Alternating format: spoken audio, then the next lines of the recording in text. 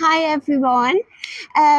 So today I thought I would show you what I do to rectify a common problem that happens in my garden this time of year, and that is unwanted gaps opening up in my borders.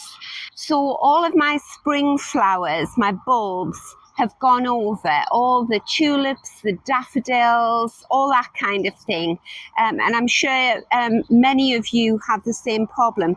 What they leave behind are masses of foliage that looks good initially, but very soon starts to turn yellow, and then it loses all of its body and it flops over, and you're left with big patches in the border. So what I'm going to do is I'll walk around the garden, I'll show you the gaps that I've identified, and then I'll show you as I do sort of quick, easy fixes to rectify the situation. I'm the type of gardener that as soon as I spot a bare piece of earth, I need to fill it with a plant. I like my borders to look really jam-packed and lush. So just like this one. So here we've got the New Zealand satin flower, we've got lots of allium, some beautiful iris there, some lilies opening up. Everything's just jumbled in together. I've got foxgloves there, I've got delphiniums coming up at the back, Ami majors, Crocosmia lucifer, this beautiful peony. And then as we come around the corner here, we've got another lush border here. It's got a bit of that June gap about it, hasn't it? It's very lush and green, but the colour hasn't materialised yet. This is my woodland border over here. It's full of lupins, Ami majors, helenium. There's so much in there. This is a Strantia just about to open up. Lots of loose strife, Mombretia, oxeye daisy, more Crocosmia lucifer there. So you can see how jam-packed they are. And then if we come round to this border here under my kitchen window, so I've got a lovely peachy climbing rose growing up there, and lots of this beautiful Ami majors, which is going to be just big sprays of white flowers. I've got white hydrangeas at the back. I've got foxgloves at the back, a climbing rose, lots of clematis to grow up there and give me some height, and these big Sarah Bernhardt peonies that are going to open soon. Lots of Alchemillium mollis and some beautiful tall white campanulas coming up. That just sort of works its way up, as does the Ami majors there. And so I get splashes of white in amongst the pink Sarah Bernhardt peony. Got some beautiful grasses growing in amongst it there as well. So it looks lovely, I think, until you get to there. And this is the kind of gap that I'm talking about. So this is one of the most stunning areas in early spring, I think. It's the that's the entrance to my little courtyard through there. So as I come up my side drive, that's how I get into the garage or the back of the house. And this area here is full of beautiful daffodils and tulips. They're really tall, and it's also got my big collection of giant snowdrops. So it's gorgeous, but this is the foliage that I'm left with, and you can see I've sort of clipped along, taken the bits off that sort of spilt out because it sort of came out here on the path and went very slippery. But it looks like something's been in and laying on it, and it's not. It's just that the leaves have really lost all of their body, and they will all eventually go like that. They'll just go yellow, and that means that all the food out of the leaves has gone back down the stems and into the bulbs, and that feeds it. It's really important. You must let the foliage die off naturally.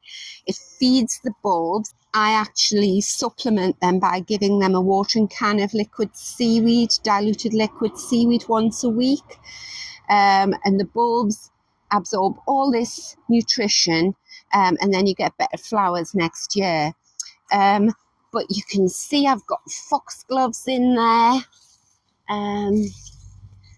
Move that out the way.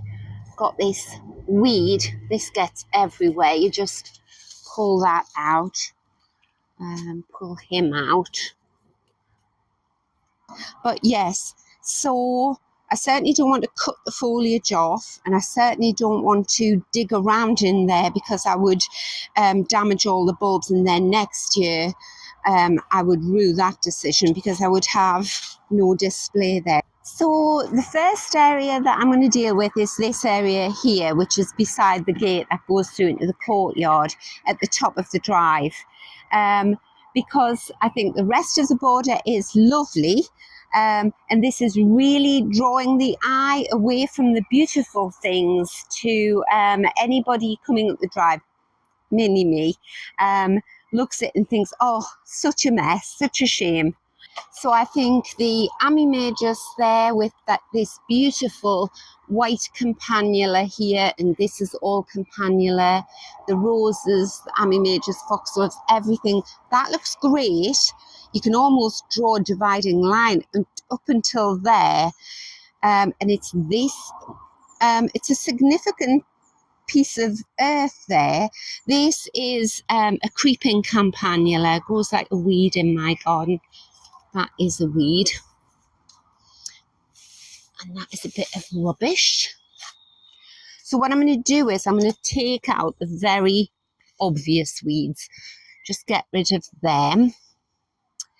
This is purple Linaria, grows nice and tall and gives me a really big, tall splash of purple that I can see over the top of the pink peonies. So that's lovely. So I can put my foot in here. At this time of the year, you couldn't do this in the spring, but I can stand on this foliage. That doesn't matter if I stand on it. But I can't cut it off yet. When it's ready to come out, it'll just pull away in my hand.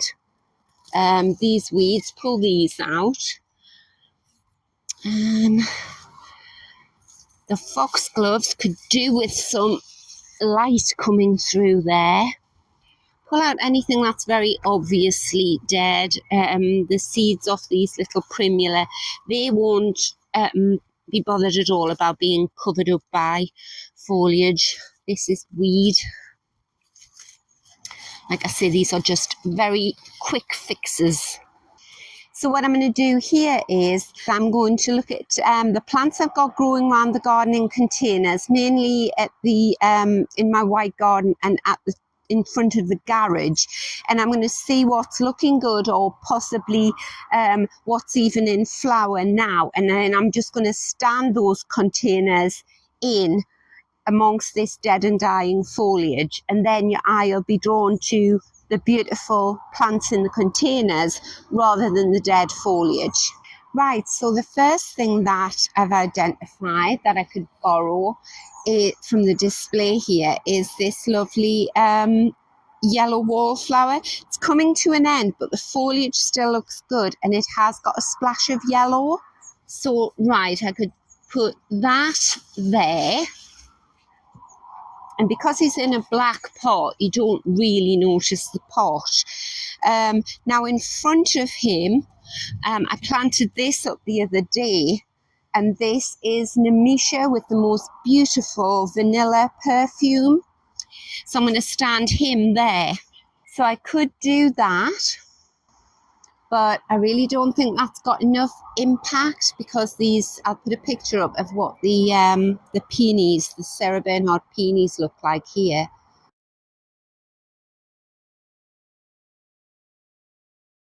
So that is what any plant in this area is competing with. So, you know, I think they're far too small. So I'm going to take those away, put him back in the display, leave well alone. So what I'm going to use is this hydrangea. And he is a lovely deep purple. I'll show you because he's still got his tag on. He's even more purple than that. I don't think he's got a name. And I actually used that hydrangea in the border down there to plug a gap last year. I'll put a picture up of him in that situation. The border down there last year, for years, it had been getting choked out with Persicaria bistorta and a Japanese anemone. So last year I dug the whole area out, put some new plants in, some Rebecca and that, but they were quite young plants. They didn't have very much impact. So I borrowed this and just popped it in there among, I think, some other things as well in tubs, just to give it some instant impact. And it stayed there for the rest of the summer and looked beautiful. I'll put a picture of what that looked like.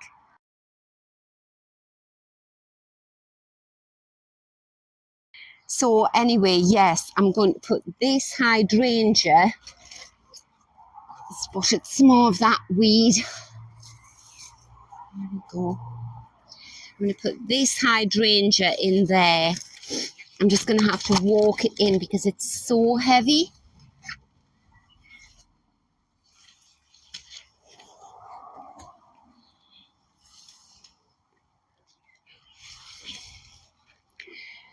There we go.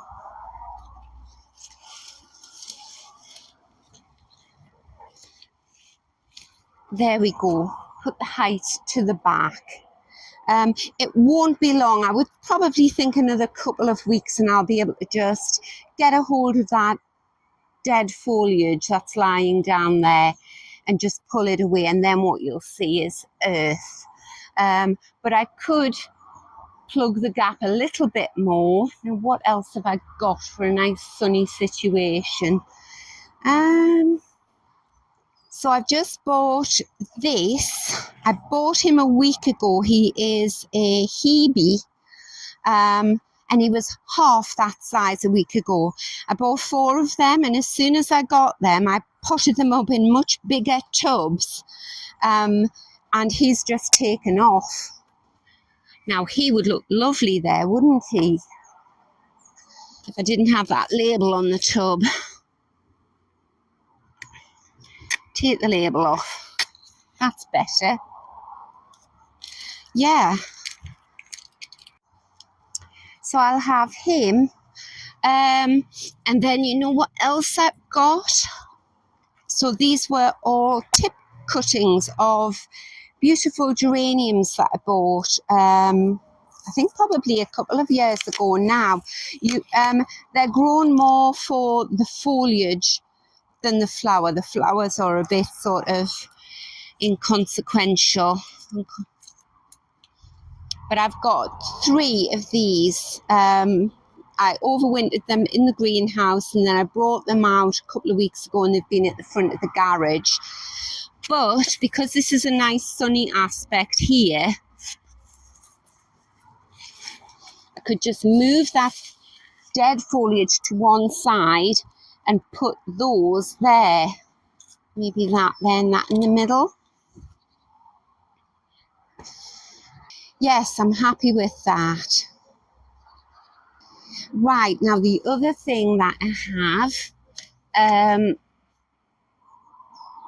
is this, and this is a fuchsia. It's a bush fuchsia.